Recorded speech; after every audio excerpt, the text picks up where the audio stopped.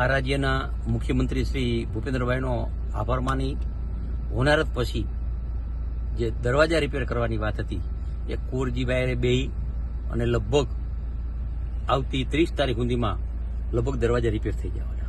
જે પાણીની ગ્રેવિટી જે નીચે હતી આજથી 4 દિવસ પહેલા ડેમ ઉપર ગયા એ નર્મદાનું પાણી લગભગ કાલે ડેમમાં પાણી આવી જશે અને થોડી ઘણી જે પાણીની તકલીફ છે એનો પ્રશ્ન હલ થઈ જશે.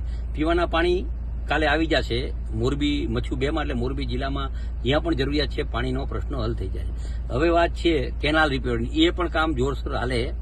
આજે અધિકારી સાથે મિટિંગ કરી અને એવું નક્કી કર્યું કે આવતી 28 તારીખ સુધીમાં પાણી આવી જાય એવા પ્રયત્ન છે. પણ મારી નમ્ર વિનંતી છે ખેડૂતને કે અધિકારી પાસે જઈ ત્યાં અમે રજૂઆત કરવા જઈએ ત્યાં સાંભળવું પડે. કામ માટે જતા હોય, પાણી છોડાવવા જતા હોય સાંભળતા હોય, ફોર્મ ખેડૂત ભરતા નથી. તો મારી નમ્ર વિનંતી છે કે મોરબી, માળિયા, ધાંગધ્રા જે પણ ખેડૂત હોય એ ખાલી નોર્મલ ટોકન એના ખેડૂતના પિયતનો જે ફોર્મ ભરવાનું હોય એ તાત્કાલિક તમે ફોન કરીને પંચાયતે મગવી લ્યો અને બધા ફોર્મ ભરી દો તો ભવિષ્યમાં આપણે અમારે પણ સાંભળવું ન પડે. એટલે મારી નમ્ર વિનંતી છે ખેડૂત બધા ફોર્મ ભરી દઈએ અને 27 તારીખ સુધીનું ફોર્મ ભરી દો એટલે 30 તારીખે પાણી આવી જશે એવા આપણે પ્રયત્ન કરશું.